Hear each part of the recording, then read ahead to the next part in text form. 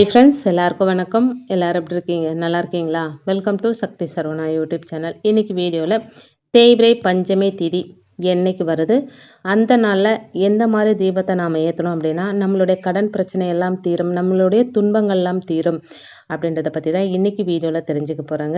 இப்போ தான் first time என்னோடய வீடியோஸ்லாம் நீங்கள் பார்க்குறீங்க அப்படின்னா ப்ளீஸ் சேனலுக்கு சப்ஸ்கிரைப் பண்ணி சப்போர்ட் பண்ணுங்கள். நீங்கள் பண்ணுற ஒவ்வொரு சப்போர்ட்டும், ஒவ்வொரு லைக்கும், ஒவ்வொரு கமெண்ட்டும் எங்களை மாதிரி ஆளுங்களுக்கெல்லாம் ஒரு பூஸ்ட்டு மாதிரிங்க. அது எந்நேரமானாலும் உங்கள் லைக்கும் கமெண்ட்டுக்கு ரிப்ளை பண்ணும்போது மனசுக்கு அவ்வளோ ஒரு திருப்தி இருக்குங்க. அதனால் ப்ளீஸ் ஒரு லைக்கும் ஷேரும் கமெண்ட்டும் பண்ணி சப்ஸ்கிரைபும் பண்ணிவிடுங்க. இப்போ வாங்க வீடியோக்குள்ளே போகலாம். இப்போ தேய்பிறை பஞ்சமி திதி என்னைக்கு வருது அப்படின்னா 26/7/2024 புதன்கிழமை அன்னைக்கு தேய்பிறை பஞ்சமி திதி வருதுங்க. அதிகாலை 1 மணிக்கு பஞ்சமி திதி தொடங்கிட்டு அன்னைக்கு ஃபுல்லாகவே பஞ்சமி திதி இருக்குங்க. நைட்டு 11 மணி வரைக்கும் பஞ்சமி திதி இருக்குது. நம்ம வீட்டில் வழிபாடு செய்கிறவங்க அப்படின்னா ஒன்று பிரம்ம முகூர்த்த வேலையில் செய்யலாம், அப்படி இல்லைன்னா 6 மணிலேருந்து 10 மணிக்குள்ளே நம்ம வீட்டில் வராகி எண்ணெய் வழிபாடை முடிச்சுக்கிறது ரொம்ப ரொம்ப நல்லதுங்க. 10 மணிக்கு மேலே வராகி எண்ணெய் வழிபாடு வீட்டில் செய்கிறது அவ்வளோ நல்ல விஷயம் கிடையாதுங்க. இது ஏற்கனவே நிறைய வீடியோஸில் சொல்லியிருக்கேன். இப்போ பஞ்சமி திதி என்னைக்கு வருதுன்னு பார்த்துட்டோம். புதன்கிழமை வருது. பொதுவாகவே புதன்கிழமை அப்படின்னா புத பகவானுக்கு உரிய நாள். புத பகவானுடைய அதிபதி தெய்வம் யாருன்னா நம்மளுடைய பெருமாள். ஸோ பெருமாளுக்கும் உரிய நாள். சனிக்கிழமையோட புதன்கிழமை தான் பெருமாளுக்கு உரிய மிகச்சிறந்த நாள். அந்த நாளில் அவரை வழிபடும் போது நம்மளுடைய செல்வ வளம் பெருகும் அப்படின்னு சொல்லப்பட்டிருக்குங்க. அந்த நாளில் இந்த தேய்பிறை பஞ்சமி திதியும் சேர்ந்து வந்திருக்குது. ஒரே கல்லில் 2 மாங்கான்னு சொல்லுவாங்க பார்த்தீங்களா, அந்த மாதிரியான ஒரு விசேஷமான ஒரு நாளுங்க.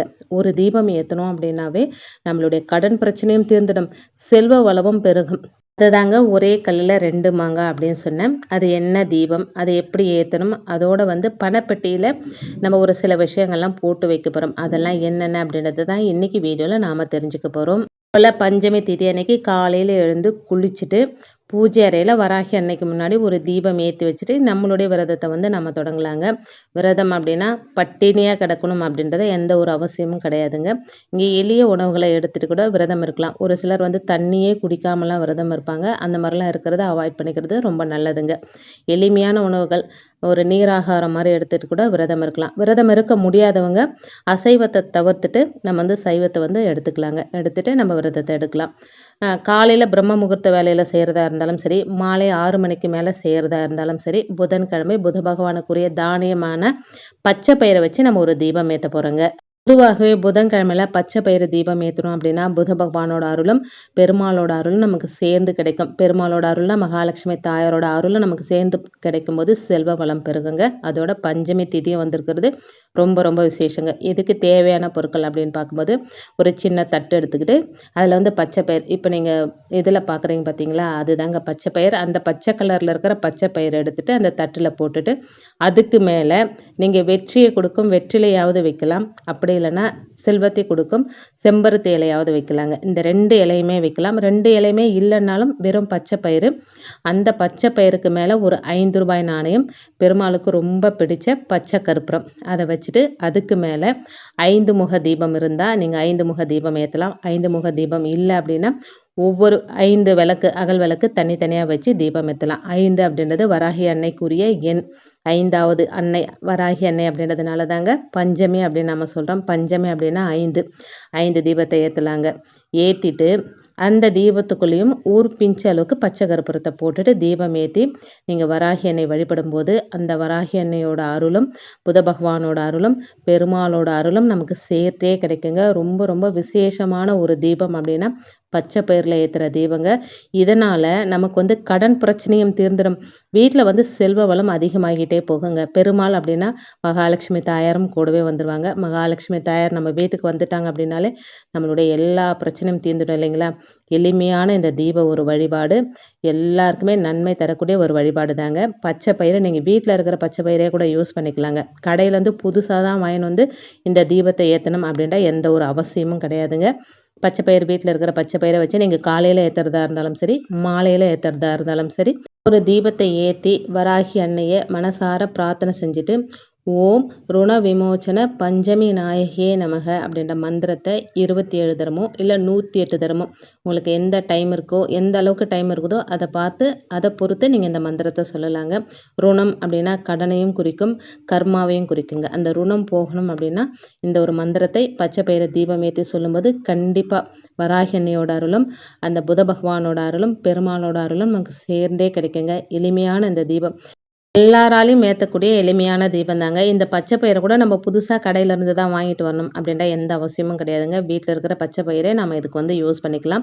இந்த தீபமெல்லாம் ஏற்றி தீபம் குளிர்ந்த பிறகு இந்த பச்சை பயிரை அன்றைக்கே உங்களுக்கு பசுமாட்டுக்கு கொடுக்க முடியும் அப்படின்னா கொடுங்க. அப்படி முடியாதவங்க மறுநாள் காலையில் பசுமாட்டுக்கு உணவாக கொடுக்கலாம். இல்லைனா காக்கா குருவிகளுக்கு வந்து நம்ம உணவாக கொடுத்துடலாங்க. இப்போ காக்கா குருவியும் வர்றதில்லை, பசுமாட்டுக்கும் கொடுக்க முடியல அப்படின்னா நீங்கள் வந்து கொஞ்சம் வெளிப்புறமாக இருக்கிற இடத்துல நீங்கள் தூவி விட்டிங்கன்னா கூட அது எறும்பு, காக்கா, குருவி, புழு ஏதாவது சாப்பிடுங்க. அந்த மாதிரி சாப்பிடும்போது நம்மளுடைய கர்மாக்கள் எல்லாம் குறையுங்க. அந்த பச்சை கற்பூரத்தையும் அந்த 5 ரூபாய் நாணயத்தையும் எடுத்து நம்ம பணம் நகை வைக்கிற இடத்துல வச்சிடலாங்க. அவ்வளோதாங்க. அதுக்கப்புறம் இன்னொரு விஷயமும் இருக்குங்க.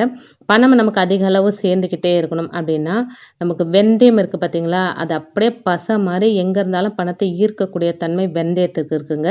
இந்த பரிகாரம் செய்ய தேவையான பொருட்கள் அப்படின்னா பச்சை கலரில் இருக்கிற ஒரு துணி வேணுங்க. பச்சை அப்படின்றது வந்து பணத்தை ஈர்க்கக்கூடிய ஒரு நிறம், குபேர பகவானுக்கு உரிய நிறம், அதோட புத பகவானுக்கும் உரிய நிறம் அப்படின்னா அது வந்து பச்சை கலர் தாங்க. இப்போது புத பகவானுக்குரிய பொருள் அப்படின்னா பச்சை பயிரோடு சேர்த்து வெந்தயமும் புத பகவானுக்குரிய ஒரு பொருள் தாங்க. இந்த ஒரு சின்ன ஒரு பச்சை கலர் துணி இல்லைனா பச்சை கலர் பேப்பர் இருந்தால் கூட எடுத்துக்கோங்க. எடுத்துகிட்டு அது 4 முகம் சதுரமாக வெட்டிக்கணுங்க. 4 பக்கத்துலேருந்து பணம் நம்மளுக்கு வரணும் அப்படின்றதுனால நம்ம ஸ்கொயர் ஷேப்பில் ஒரு பேப்பரோ இல்லைனா ஒரு துணியோ எடுத்து கட் பண்ணிவிட்டு அதில் வந்து சமையலுக்கு பயன்படுத்தணும். நம்ம அஞ்சரை பெட்டியிலேருந்து கூட 1 ஸ்பூன் வெந்தயத்தை எடுத்து அந்த துணி மேலே வச்சுருங்க. அடுத்து வந்து ஒரு பச்சை கற்பூரம், ஒரு கிராம்பு, ஒரு ஏலக்காய், அதோட 5 ரூபாய் நாணயம். இது தாங்க இதுக்கு இந்த 5 பொருள் தாங்க தேவையான பொருட்கள். இதை வந்து வச்சு உங்கள் உள்ளங்கையில் வச்சுக்கோங்க. வச்சுட்டு இடது உள்ளங்கையில் வச்சுட்டு வலது உள்ளங்கையால் அதை மூடிட்டு செல்வ வளம் பெருகணும், பணம் எனக்கு 4 பக்கத்துலேருந்து வரணும், செல்வ மழை பொழியணும். நீங்கள் வந்து எந்த அளவுக்கு கேட்குறீங்களோ, பணம் எந்த அளவுக்கு உங்களுக்கு வரணும்னு கேட்குறீங்களோ அந்த மாதிரி மனசார வராகி அன்னை முன்னாடி பிரார்த்தனை பண்ணிடுங்க. பண்ணிவிட்டு அதை வந்து ஒரு முடிச்சா கட்டிக்கோங்க. ஒரு பச்சை கலர் நூல் இருந்தால் பச்சை கலர் நூல் வச்சு கட்டிக்கோங்க. அப்படி இல்லைன்னா அந்த துணி இருக்குது பார்த்தீங்களா, அந்த துணியிலே ஒரு பக்கமாக கட் பண்ணி அதிலே வந்து ஒரு 5 முடிச்சு போடணும். அது ரொம்ப ரொம்ப முக்கியங்க. 5 முடிச்சு போட்டுட்டு வராகி அன்னை பாதத்தில் வச்சுருங்க. வச்சுட்டு அந்த பஞ்சமி தேதி முடிகிற வரைக்கும் வராகி அன்னையோட பாதத்திலே அப்படியே இருக்கட்டுங்க. மறுநாள் வியாழக்கிழமை காலையில் எழுந்து குளிச்சுட்டு ஒரு தீபம் ஏற்றி வச்சுட்டு வராகி அன்னை பிரார்த்தனை பண்ணிவிட்டு நம்ம முடிச்சு கட்டி வச்சுருக்கிறோம் பார்த்தீங்களா, அதை கையில் எடுத்து வச்சுட்டு ஓம் ஸ்ரீம் ஸ்ரீயை நமக அப்படின்னு ஒரு 5 தரம் சொல்லிவிட்டு வராகி அன்னையோட நாமத்தையும் சொல்லிவிட்டு அதை எடுத்து உங்கள் பணம் நகை வைக்கிற இடத்துல வச்சுருங்க. அடுத்த தேய்பிறை பஞ்சமி வர வரைக்கும் அது அப்படியே இருக்கட்டுங்க.